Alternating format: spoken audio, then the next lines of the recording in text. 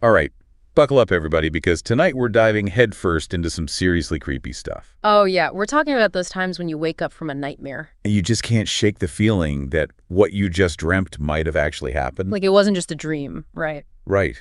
It's like, did that really just happen? Am I awake right now? Exactly. And we've got 5 stories tonight, 5 real-life accounts each more unsettling than the last. that really blur the line between dreams and reality. So, like we always do. We're going to dive into these accounts And try to figure out what they might tell us. about the nature of consciousness, the power of the subconscious mind. And all those mysteries that still shroud the human experience. You know, the stuff we still don't quite understand. Right, exactly. So get ready to get spooked, folks. We've got a sleepwalking father who seems to mirror his son's nightmare. A premonition delivered through a dream about a portrait. A dream that reveals a chillingly accurate time. A shadowy figure appearing in both a dream and reality.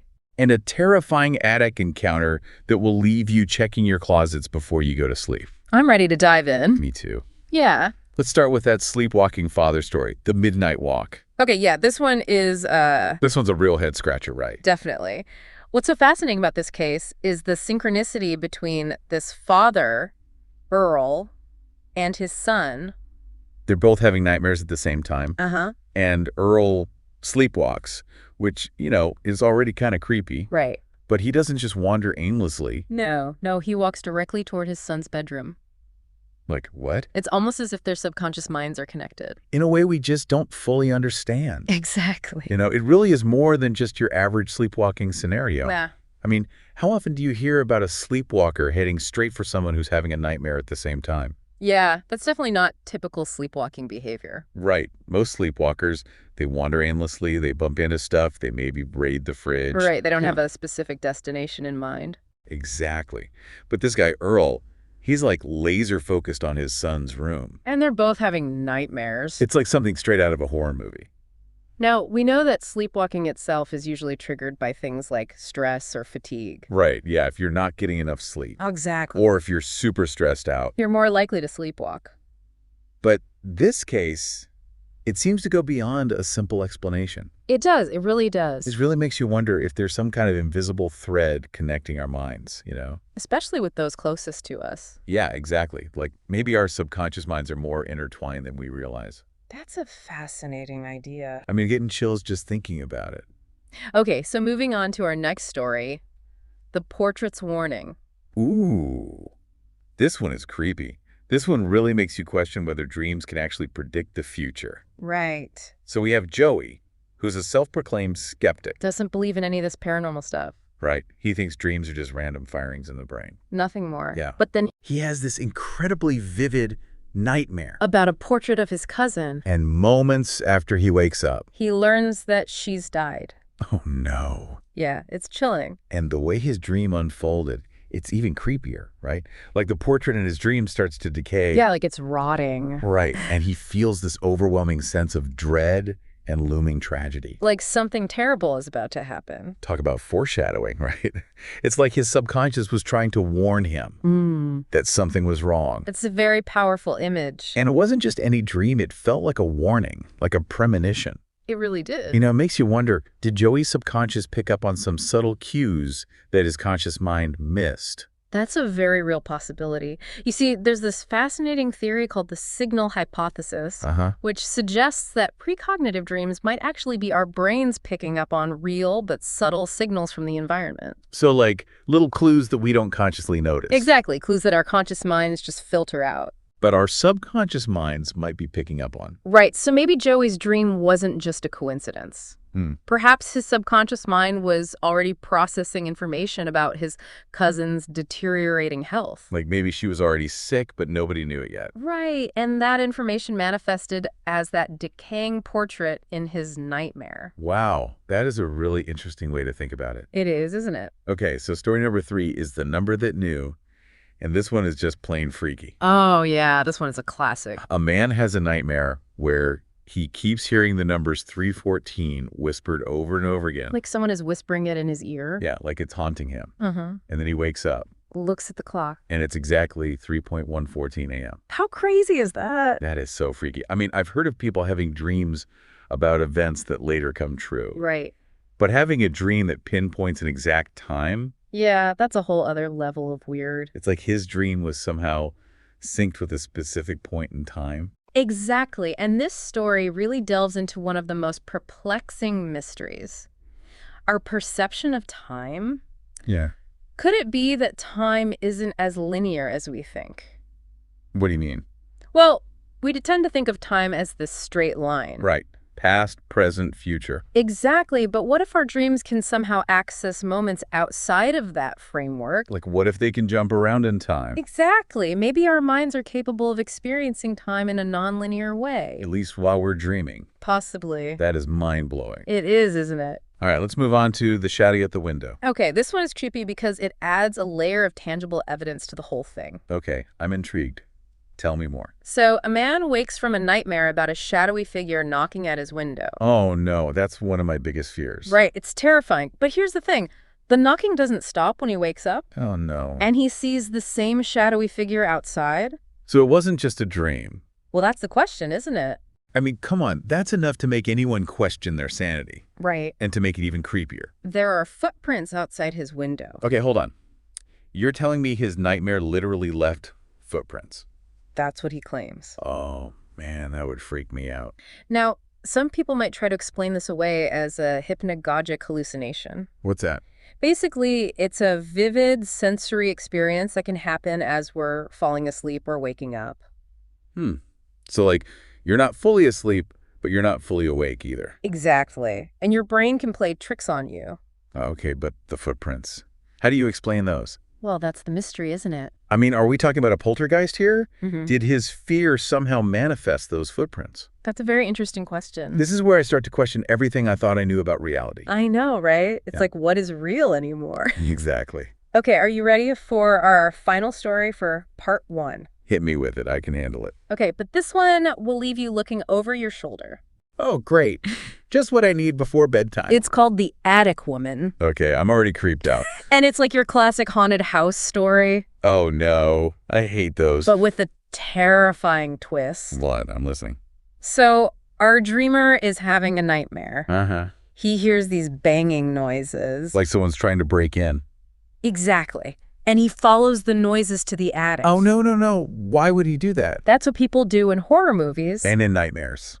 Right, so he gets to the attic, Uh-huh. and he encounters a terrifying old woman. Like a ghost? Who knows? But she lunges at him. Oh, no. He jolts awake. Thank goodness.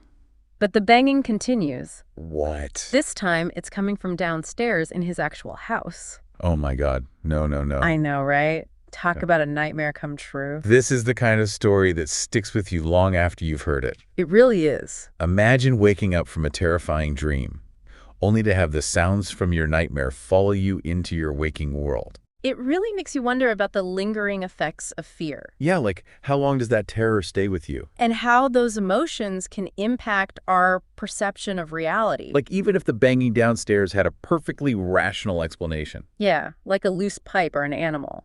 The terror from his nightmare would probably make him interpret it as a continuation of his dream. Exactly. Because his mind is already primed to be scared. Right. So it's like, how do we even know what's real anymore? That's the big question, isn't it? So where does that leave us? Well, we've heard 5 stories. Each more unsettling than the last. Each one challenging our understanding of dreams, reality. And the boundaries between the two. Exactly. And that's just the beginning. Oh, no. There's more. Oh, yeah. In part 2, we're going to delve into the deeper implications of these experiences. Oh, wait, I'm ready for it. We're going to explore the potential for our dreams to reveal hidden truths, predict the future, and even influence our waking lives. Okay, now I'm really intrigued. Stay tuned, because we're about to get even deeper into the mysteries of the human mind. I can't wait. This is going to be good. It is. I love a good mystery. Me too. All right, welcome back to the deep dive, everybody.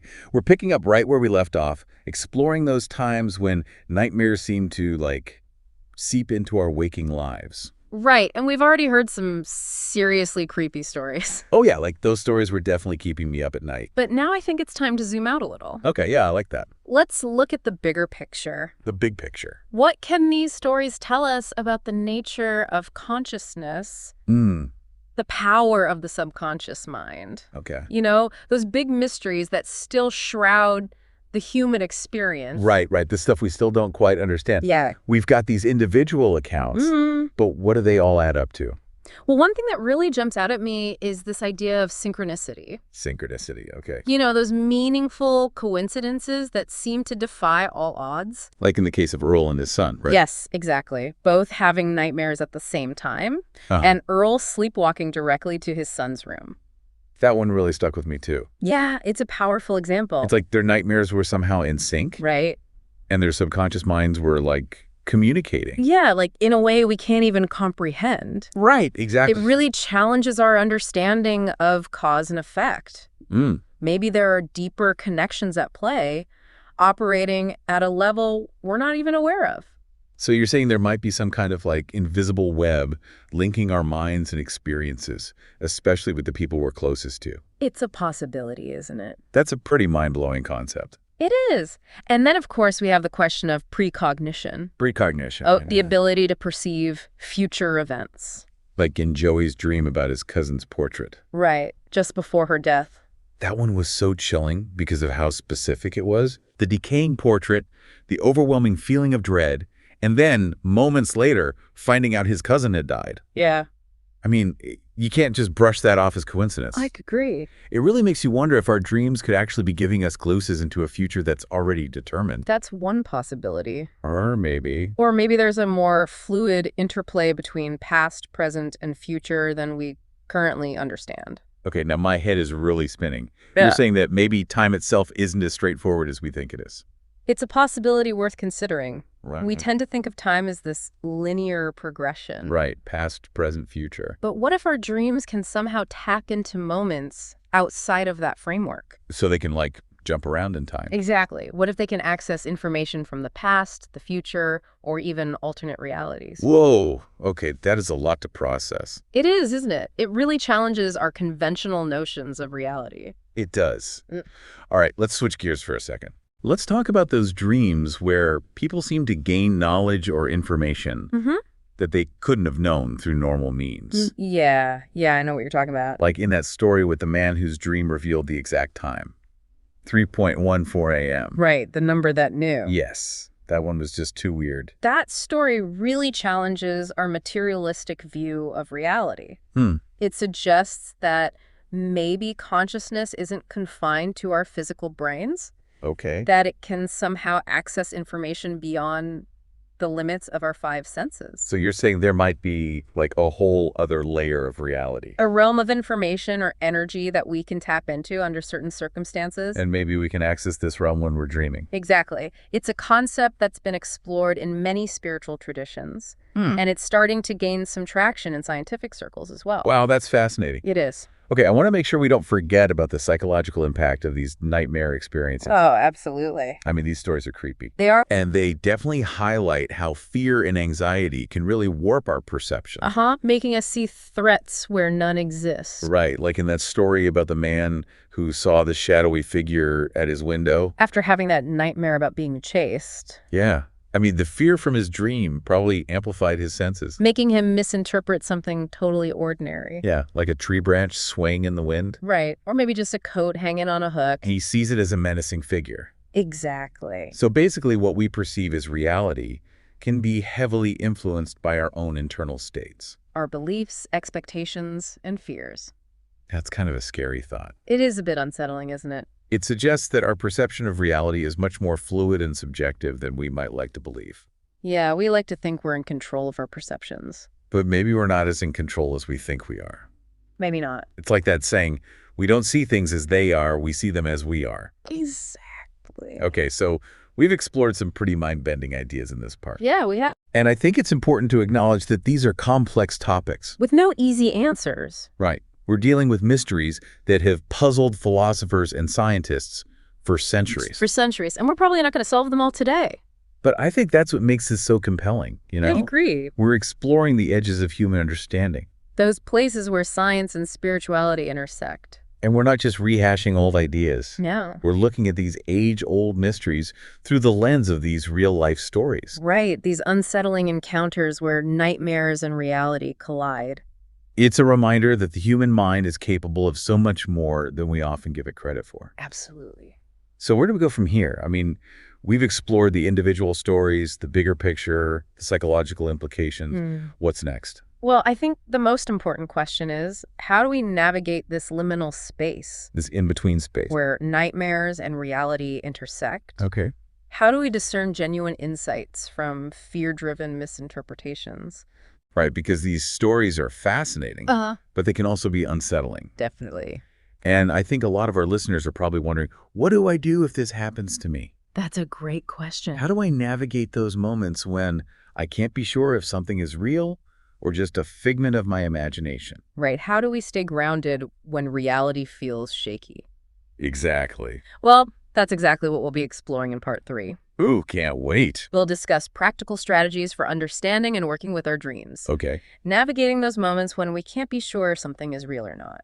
And cultivating a healthy relationship with the shadowy realms of our subconscious mind. So stay tuned, because we're about to get even more practical. And even more insightful. Love it. All right. Welcome back to the deep dive. So we've made it to part 3.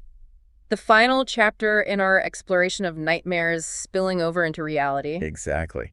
And so far, we've covered some seriously creepy stories. Oh, yeah. Some pretty mind-bending concepts, right? Definitely. We talked about synchronicity, precognition. The possibility that our dreams can tap into a hidden layer of reality. And we've also touched on how fear and anxiety can influence our perceptions. Making us see threats where none exist. Right, like that shadowy figure at the window. Yeah, that one still gives me chills. Me too.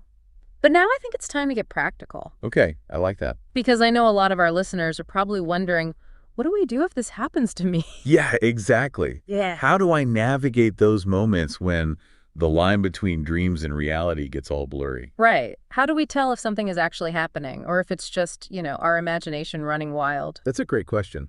And it's something we all grapple with from time to time. For sure. So I think the key here is discernment. Discernment. The ability to distinguish between genuine insights and those fear-driven misinterpretations. Okay, I like that. But how do we actually do that? Well, one of the most effective practices is cultivating mindfulness. Mindfulness, okay. Becoming more aware of our internal states. Like, are we feeling anxious, stressed, sleep-deprived? Because those things can definitely make us more jumpy, right? Exactly. Those factors can make us more susceptible to perceiving threats where none exist. So if I'm feeling on edge after a nightmare, it's probably a good idea to take a step back and, assess the situation. Yeah, exactly. Don't immediately assume that the shadowy figure you saw in your dream is now lurking in your closet. Right. Don't jump to conclusions. Exactly. Okay, so mindfulness is key. Another helpful strategy is grounding ourselves in the present moment. Grounding, okay. This can be as simple as focusing on our breath, feeling our feet on the ground, or noticing the sights and sounds around us. It's like hitting the reset button on our nervous system, right? Exactly. Bringing us back to a place of calm and clarity. I like that. And speaking of clarity, it's also important to pay attention to the details of our experiences. The details, okay. Like, what specifically are we seeing, hearing, or feeling? Are there any inconsistencies or illogical elements that might suggest we're dealing with a dream or a hallucination? That's a good point. Like in that story about the shadow at the window, if there hadn't been any footprints outside, it might have been easier to dismiss as just a weird dream, right? Exactly. So looking for those concrete details can help us make a more informed assessment. Okay, that makes sense. So mindfulness, grounding, and paying attention to details. Those are some key strategies. Now let's talk about cultivating a healthy relationship with our dreams in general. Oh, yes. That's so important. Even though nightmares can be terrifying, Uh-huh. it's important to remember that dreams are a natural part of the human experience. They are. Everyone dreams. Right, but I think a lot of people forget that. They do. They get so caught up in the fear that they miss out on the potential wisdom that dreams can offer. Right, exactly. Dreams can be a source of creativity, insight, and emotional processing. So how do we shift from fearing our dreams to embracing them? Well, one practice is keeping a dream journal. A dream journal, okay. By writing down our dreams as soon as we wake up, we can start to notice recurring themes, symbols, and emotions. And that helps us understand the language of our subconscious mind. Precisely. It's like learning a new language. The language of our inner world. Exactly. And as we become more fluent in this language, we can start to decipher the messages our dreams are trying to convey. So it's like turning our dreams into a conversation. Instead of a one-way street. I like that. And remember, not all nightmares are negative. Really? Yeah, sometimes they can be a way of processing difficult emotions or confronting fears we've been avoiding in our waking lives. So even though they might be scary, they can actually be helpful in the long run. Exactly. They can be a catalyst for growth and transformation. That's a good way to think about it. Now, of course, if you're struggling with recurring nightmares or dreams that are causing significant distress, it's always a good idea to seek professional guidance from a therapist or a sleep specialist. Yeah, sometimes we need a little extra support. Absolutely. Okay, so as we wrap up this deep dive, Uh-huh. what are some final thoughts you want to leave our listeners with? Well, I would encourage everyone to approach the realm of dreams and nightmares with a sense of curiosity, discernment, and self-compassion. Curiosity, discernment, and self-compassion. Exactly. Remember, while nightmares can be unsettling, they're also a reminder of the incredible power and complexity of the human mind. Right. And by exploring these shadowy realms with awareness and courage, we can gain valuable insights into ourselves and the nature of reality itself. Absolutely. Well, I think that's a great place to leave it for tonight. I agree. We hope this deep dive has given you some food for thought and some practical tools for navigating those moments when the line between dreams and reality gets blurry. Sweet dreams, everyone. Until next time.